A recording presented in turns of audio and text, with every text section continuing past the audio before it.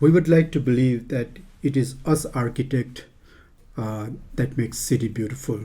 But does that also mean that we're responsible for an ugly city? Even for people not in power, someone like us, there are steps that we can take to contribute towards the city beautiful. Care should be taken not to overwhelm the street with the monotony of shutter and the commercial activities. Squeeze to three or even in some cases to two analytics of this flat facade, different a part of which makes the facade. Opportunity for recess and projection. There will be a staircase onto four building blocks kind of entrance block, three campo. Intellectuals are at strange spot in the true needs of the common people of Kathmandu. City could look beautiful. We would like to believe that it is us architect that makes city beautiful. But does that also mean that we're responsible for an ugly city? While flying in and out of Kathmandu, the bird's eye view of the city looks horrible. The street level view of the city is not very different either, where you keep on expecting to get it better on the next turn, which sadly never happens. In Jap, we believe that even for people not in power, someone like us, there are steps that we can take to contribute towards the city beautiful. Namaskar, I'm Jayendra Dhos Sunwar, principal partner of Jayendra and Partners, a small design firm based in Kathmandu, Nepal. This evening, let us explore the possibilities of beautiful Kathmandu. When we try to understand our dislike, I think it comes down to imageability. Order and consistency, or simply put, the strong relation between the whole and the part, is key to the comprehension of an idea or imageability of an object. City of Kathmandu sadly lacks this structure that unites the diverse built form of the Kathmandu city. When we try to scrutinize the need of people of Kathmandu, it is not that diverse, but every building pretends to be an island on itself. So much so that Kathmandu today looks like a city ravaged by a disaster, flood, or tsunami. In response to this chaos and cacophony, instead of trying to design a torture chamber for the true perpetrator, us architects, especially those engaged in professional practice, should hold ourselves morally obliged, work towards the imageability of the city. Here, I would like to make a sweeping generalization on existing context of urban Kathmandu. Few tall buildings and tier temples do have high visibility, but it is apparent that Kathmandu these days is largely made of this building type that is low-rise and high-density, mixed use of commerce and residence, and that lines the narrow street, most probably without a sidewalk.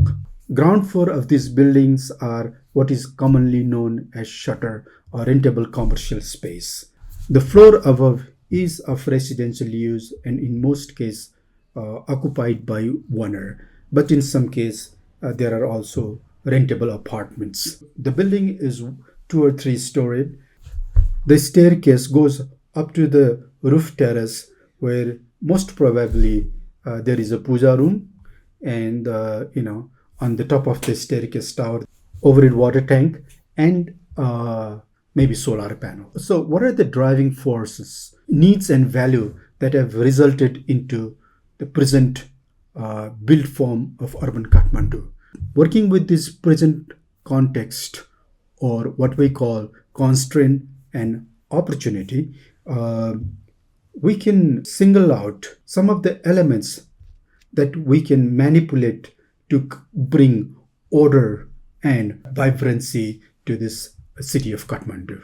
So I would like to look at this existing context of urban Kathmandu little closely and talk about these needs and values that have ultimately resulted into this urban built form of Kathmandu city. For example, we can say financial and physical security. So, talking about needs and the values, when people build a house, they are also trying to gather or build financial and physical security around them at their place of residence, let's say.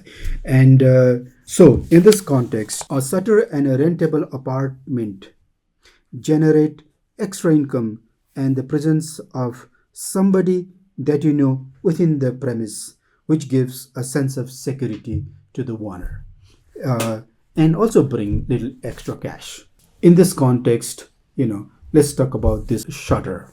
Shutter is a rentable commercial space, but at the same time, we believe that care should be taken not to overwhelm the street with the monotony of shutter and the commercial activities, and diversify to retain the feel of the residential neighborhood, like for example, children's playing, people like socially interacting with neighbors, things like that. The commerce helps, but if it becomes like totally commercial, the idea of residence gets totally pushed back and the neighborhood becomes really, really impersonal. While continuing our discussion on this financial and physical security, rent development, preferably on the ground floor, this not only brings cash. Like for example, if somebody has to come and drop up something in your house, there is always somebody. So the rentable apartment, of course, there is money side, but there is also very important security side attached to this person or family living within the house. Okay, after financial and physical security, let's come to this residence, residential space, which is like floor above, and will most probably will be occupied by owner himself or herself. So in this residence, let's look at this needs for space, privacy, and the facilities. What kind of facilities will it provide? So let's look at this public-private nature of the residence and look at the public first. So people these days do not entertain or socialize large gathering in their residence, but occasionally they do have large gathering in time of festivals or some big family affairs like marriage and things like that. People from village often visit Kathmandu, and your house is most probably the place where they will spend their night. The other thing is people are getting sick and they want to get treated in Kathmandu, and your residence is the most convenient place for them to be. A residence in Kathmandu will have to address these needs, which are occasional but very pressing. So in this regard, this is where this living room comes in. How big are you supposed to make this living room? The other thing is courtyard. We believe that even though most of the houses do not accommodate or include a courtyard, but we believe that courtyard is very integral and essential part of our dwellings, because not only it provides this space for occasional large gathering, but it also counters this idea of contained environment, and it frees and opens up space. Public space creates this opportunity for privacy for this people living in the house, because they can always look into the courtyard instead of looking out to the neighborhood. Courtyard as a public space creates very interesting private experience. Open courtyard, open to the sky, is another important aspect. But I should mention this living room again. And this courtyard, talking about this public space, and there is living room, which we need living room, but how big should it be? Like these days, family do not interact or gather in the living room because of the prevalent of this mobile. People do not sit together to watch TV or something like that. The other sort of a public space within this residential environment is an office or workspace, space for children to study and do their homework. And the other thing is toilet. Toilet is private and also public. You need one public toilet. So when you come to privacy, then it's bedrooms and bathrooms. In terms of private room, we need privacy for grandparents, girls, and for boys, and 1 to 2 bathrooms. These are the requirement of private space. Other than that, a family or common room is the separate requirement, which is kind of a multi-purpose area, room or space. A true family space these days, I believe, is kitchen dining. So this is where family actually gather and it's more vibrant, like cooking, eating. It is rather convenient if you have little living space by the kitchen dining. Within all this thing, kitchen dining and living area, there is a need for store or open space, like outside balcony and terrace. And the other thing is dishwashing and cloth washing and drying area. This is another very important requirement. It is not only enough to wash dishes in the kitchen, but you have to have like kind of a dishwashing area outside the kitchen. Another public-private room is puja room. Space required for puja room is not very big, but it is, strangely enough, this modern Nepali society, the puja room is becoming an integral part of modern Nepali society. You would imagine that people are not into puja and ritual worship and things anymore, but people do want puja room. They have all kind of wishes which only God can fulfill. Anyway, so puja room and the roof terrace, this another important space. This roof terrace also accommodate like water tank and solar panel. These are the space requirement basically. And in terms of services, maybe in some case we need a septic tank. Otherwise, in most case, we need underground water reservoir tank for 10,000 liters and a motor room. Those are this water supply requirement over it. A water storage tank. Other water related is solar water heater arrangement tank and the panels which will be on the roof. The other thing is electrically you need a main switchboard area, and the other requirement is if you sometimes people are having solar power and they need place for the panel and a battery room, so nearby the solar panel. These are the basic requirement of modern family living in Kathmandu.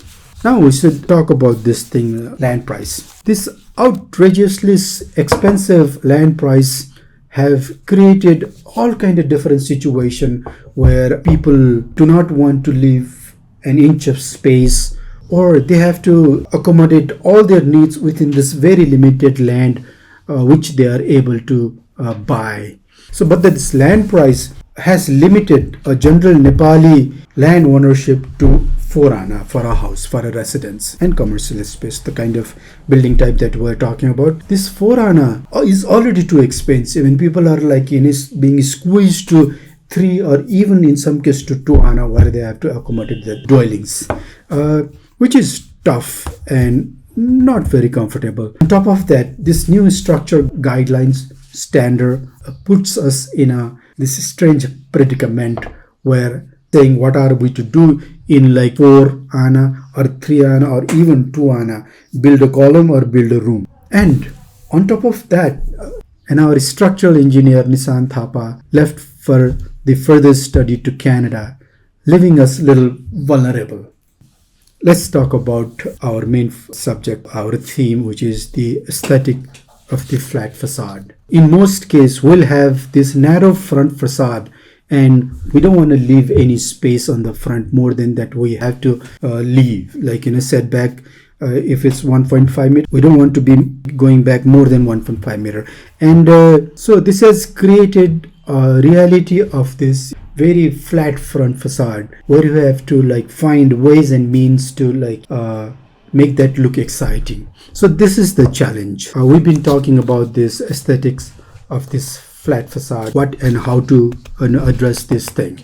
Like what I want to do is like look at this facade in terms of different element or different part, and maybe we can begin to manipulate those blocks. So let's look at this different part of which makes the facade.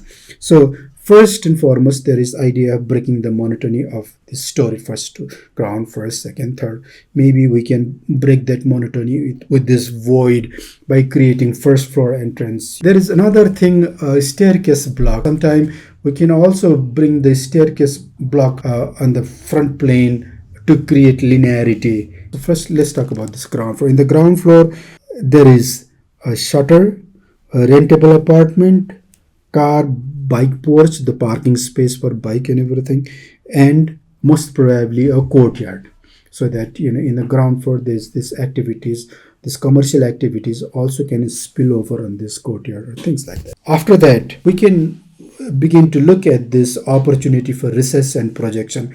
Maybe we want to create some little bit of projection and little bit of recess to create enough excitement in the facade with the balcony, with the overhang, or a layering of the different material on the walls. And the other important aspects are doors and windows, like what kind of detail we're going to have on the sill and jambs and the window head, like what kind of glazing is it going to be. Is it going to be glass? Is it going to wood and grill or something like that? And the transom and the mullions, will it be different color and things like that? And sometime are we going to have this French window kind of thing going all the way to the floors? We're going to have a traditional window. These doors and windows are another important element of this facade where we have opportunity to play and like create a desirable look. The other thing is wall and vertical plane. What kind of vertical planes do we want to have? Do we want to have like kind of a fenestra or opening in the vertical plane?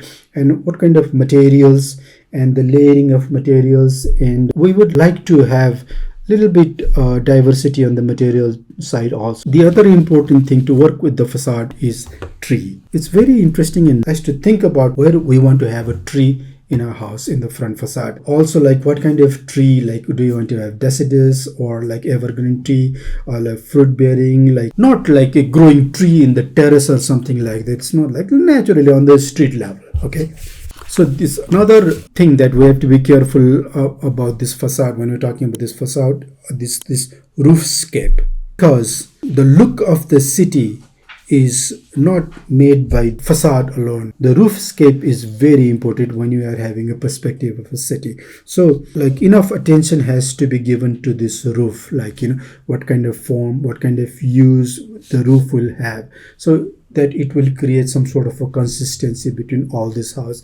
And if you look at this present day Kathmandu, the biggest problem is roofscape. It just because it doesn't have any sort of consistency. These are the important items that we have to discuss, talk, or address when we're talking about the aesthetics of the flat facade. These are the area where you can work and manipulate and create a desirable scenario. At the end, object of this study is to develop structure where all these kit part or building block can join together to form a whole that is more consistent and orderly, and ultimately goes into creating this consistent and coherent image of the city. That's the ultimate goal. In this line, now I would like to show you our Jap House, where we have made small but honest effort to develop a model that could be applied to improve the imageability of the city. Move our discussion to this site, which is 16 meter deep, 8 meter wide on the frontage. So we have basically divided this site, like on the front there's 2 meter, on the back there's 1.5 meter setback, and we have divided into 3 grid, where this middle grid we hope to be courtyard open to the sky. And we would like to enter, even though this is our street, if this is our main street, we would like to enter this premise, residential premise, this way. This is going to be boundary wall over here. This is our shop shutter, and this is entrance, and this will be sort of as I was telling you, this is choke where you can park motorbike, and this commercial activities from the, in some case, can spill over this small courtyard. This will also gives this interesting feel to these people, like going first floor. There will be a staircase leading to the first floor. So this way will be going to the first floor, and here it will be a kind of little, you'll enter the premise with this sense of like inside out. You come inside, but you are still outside, and slowly you move to the private zone.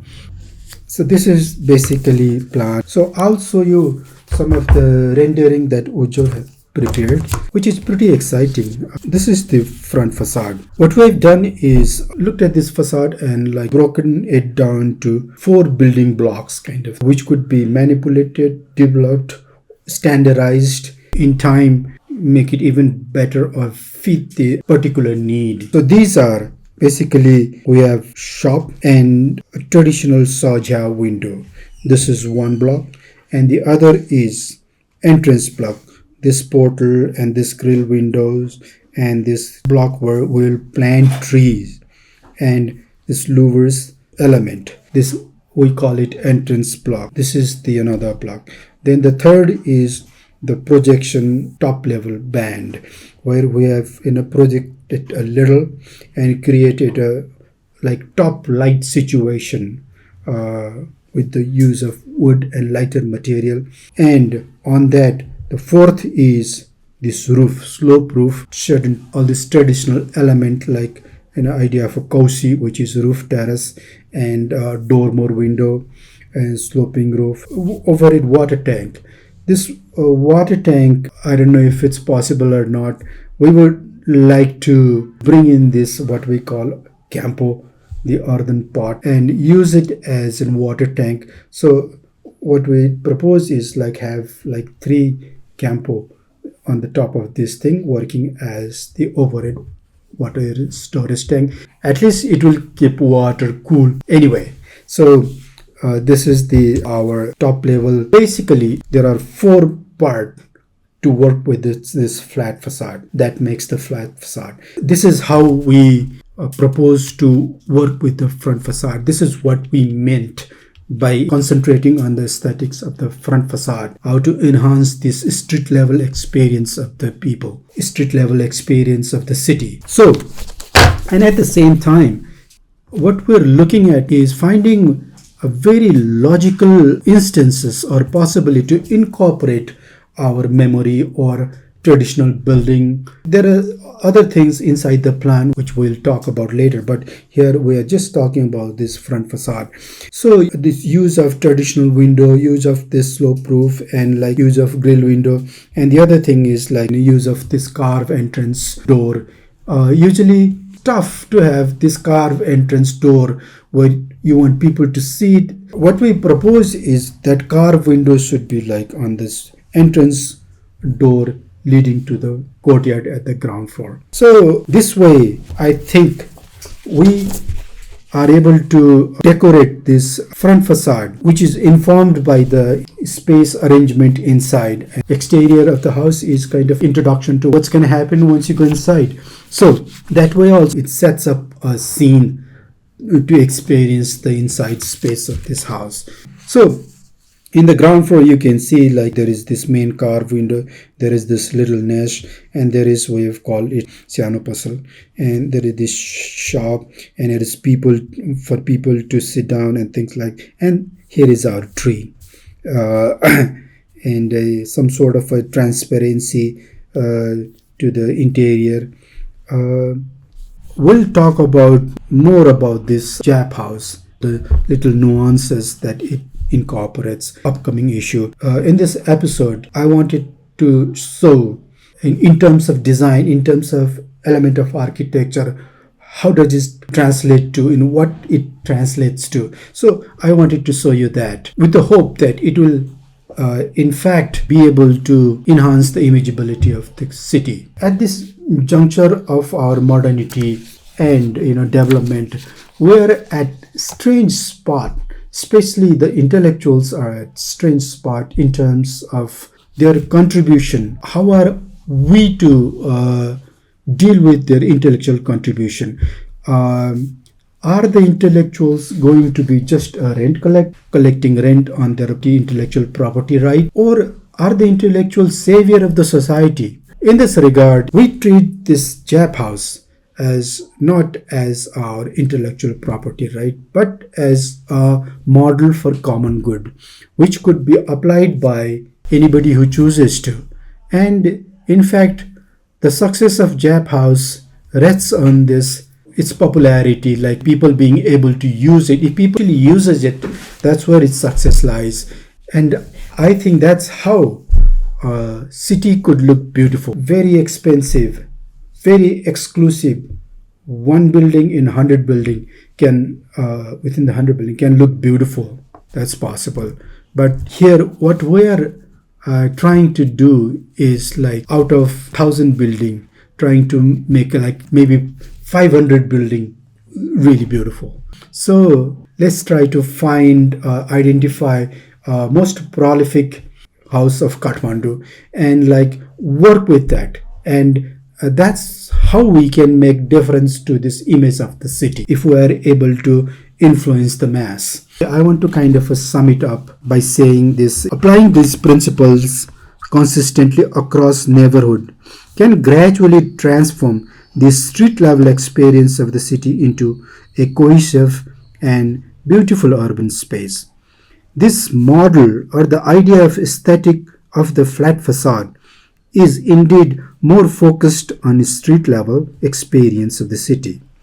Nevertheless, we have made some volumetric and roofscape studies to improve image of the city as experience from afar, which I believe will transform the image of this city into a beautiful city.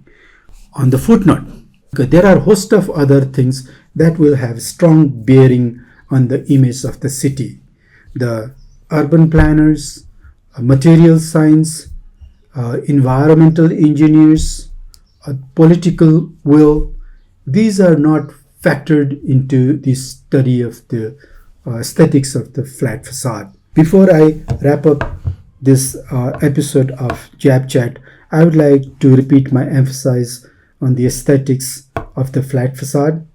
We should be able to develop a model as a knowledge base that incorporates the true needs of the common people of Kathmandu and manipulate and organize, ultimately derive order and structure to this chaotic Kathmandu and create a city beautiful and make living peaceful.